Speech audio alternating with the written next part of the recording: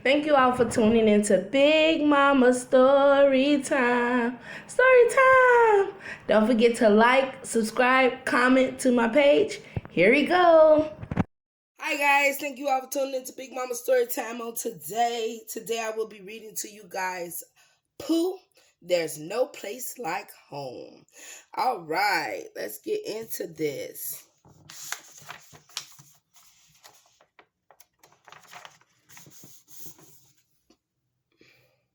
There was no doubt about it. Wherever Kanga went, Rue went too. Every day since he was a little baby, Rue had ridden in Kanga's warm, snuggly pouch as she hopped through the forest. It was a nice way to travel, especially if you wanted to nap along the way. But Rue thought he was too big for that now. He wanted to go places on his own, not just where his mama took him. I understand that, Rue. As Rue sat under a tree thinking of where he might want to go, a small brown speck came spinning by. Right behind it was Rabbit, who looked as if he might have been chasing the speck for some time. "Hello, Rabbit," said Rue. "Why are you chasing that speck?" "It's not a speck," gasped Rabbit, stopping to catch his breath. "It's a maple seed."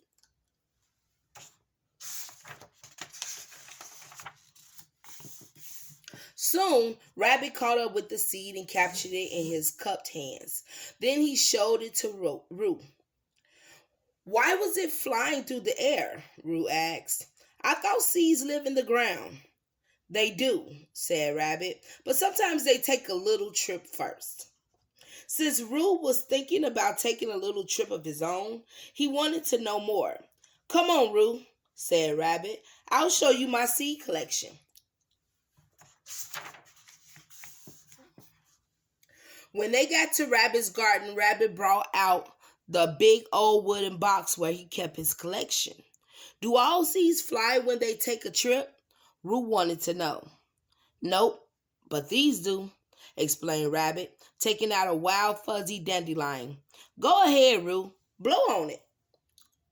Rue puffed out his cheeks and took a deep breath. When he blew on the dandelion, the tiny seeds floated off.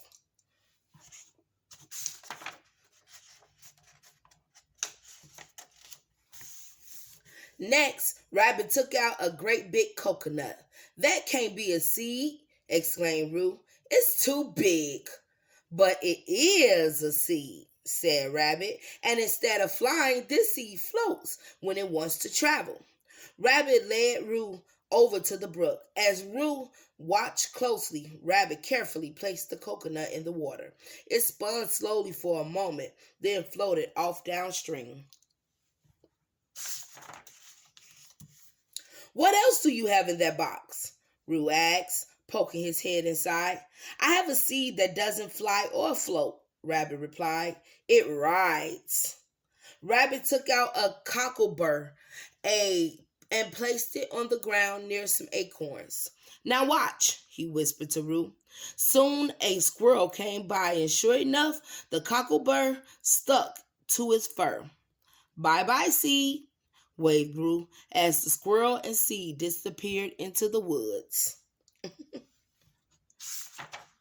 Oh, I didn't even know that was a seed. That'd be them pricky things that be on the tree. I didn't even know that was a seed, guys. Learn something new every day. Look at that. Rabbit, why do seeds take trips? Rue wanted to know. "Seeds need to find the right place to grow, especially one where there's lots of room," Rabbit explained. "So they just fly, float, or ride until they find it." Rue wanted to travel on his own more than ever. After all, didn't he need room to grow too? "Thank you for showing me your collection, Rabbit," Rue called as he hopped toward Pooh's house. Pooh was just finishing off a jar of honey when Rue came bounding through the door. "Pooh," Rue said breathlessly, "have you ever noticed the way dandelion seeds travel?" But Pooh, being a bear of very little brain, had not. Never mind, said Rue. What I was really wondering was whether you and I could fly your balloon. What a good idea, said Pooh. And so while Rue waited impatiently, Pooh blew up the balloon. All set, Pooh announced as he took hold of the string. Yippee! Cried Rue, and he grabbed onto Pooh. Slowly, ever so slowly, they began to rise into the air. I'm flying! Shouted Rue, just like a dandelion seed. If you don't mind, Rue, Pooh said, I prefer to think of us as a little black rain cloud. Whatever they were, they went floating up to a beehive. Time for a little smackaroo of something, said Pooh, reaching into the hive. His paw came out dripping with honey. Smiling, he said, I always did like balloons. Just then a bee buzzed above them and there was a loud pop. Oh man, he popped a balloon. A moment later, the two friends were back on the ground. Next to them was the balloon the buzzing bee had burst. Pooh, licking his paw, didn't mind a bit, but Rue was disappointed. He got to his feet. Thank you for helping, Pooh, he said, but maybe flying isn't the best way for me to travel. He looked like he hurt himself. Next, Rue went to visit Piglet. Piglet, Rue said earnestly, did you know that some seeds float? Was I supposed to know that? Piglet asked worriedly. No, said Rue. But do you remember the day it rained and you had to leave your umbrella in an upside down?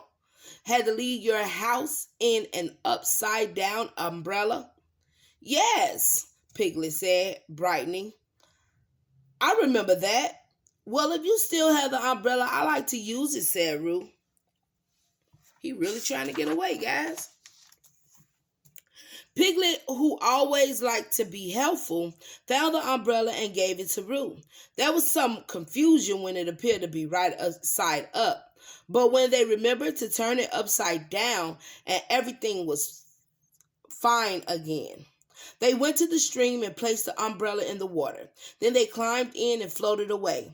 I'm floating like a coconut, shouted Rue, jumping for joy. Hold on, Rue, don't do that. That's kind of sensitive. Jumping for joy is a fine thing to do, but probably not when you're floating in an upside down umbrella, right? Suddenly the umbrella was right side up, and Rue and Piglet were in the water. When they had made it safely to the bank, Rue turned to his friend. Thank you for helping, Piglet, but maybe floating isn't the best way to travel. You should try hopping because you is a kangaroo. Rue went squishing off into the forest, and soon he came to the place where Eeyore lived. He found the old gray donkey eating a lunch of thistles. Well, I always thought he was purple, not gray. But okay. Eeyore, said Rue, did you ever notice how cocklebirds stick to your fur and get a ride? How like them? Said Eeyore in a low, sad voice. Eeyore went back to munching thistles. When he wasn't looking, Rue sneaked around behind him and climbed up on his back. Eeyore looked up a moment later, but Rue appeared to be gone. He left, said Eeyore glumly, but then they all do. He finished his lunch and moved slowly off through the forest. So did Rue.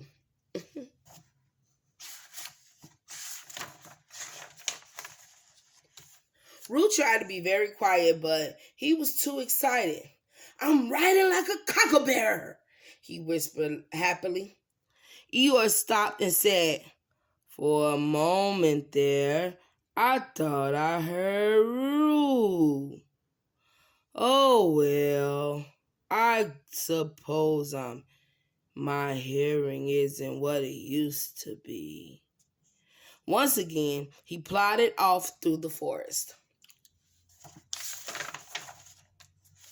Rue was happy, but he was also very tired. He held on to Eeyore for as long as he could. At last, he let go and dropped to the ground. Hello, Rue, said Eeyore.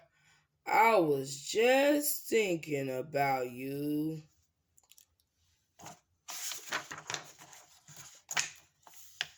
Rue yawned. He started thinking of a warm, snuggly place that was good for traveling. A place that was also good for afternoon naps. Thank you, Eeyore, he said, getting to his feet. You helped me most of all. I did, said Eeyore. Imagine that. Rue hopped back to Conga as fast as he could. She kissed him and helped him into her pouch. Then she gave him a pat and bounded off. Inside, Rue smiled sleepily. He wasn't a dandelion or a coconut or a cockleburr. His friends had helped him to find that out. But he was Rue, with lots to see from his mama's pouch and lots of room to grow. Aww. And that is the end of Pooh. There's no place like home. All right, guys. Thank you all for tuning in to Big Mama Story Time. I want to make this announcement that I am going live this Saturday. So if I am taking one request for a book that someone would want me to read on my live, with two other books that I am going to be doing. Let me know, please, what books you all suggest, and I will pick the one that I would choose the one that out of any ones that I get, I would choose the blindly the best one. I guess blindly, honestly. So we're gonna see. All right, guys. But please don't forget to like, share, comment, and subscribe to my page. Also, hit that notification bell so when I do go live, you guys get that notification that I am live. And y'all can join in, ask me questions, whatever you guys would like. Keep it peaceful because this is a child's channel.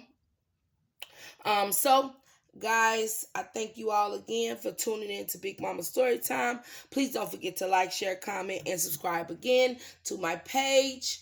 All right, guys. Bye.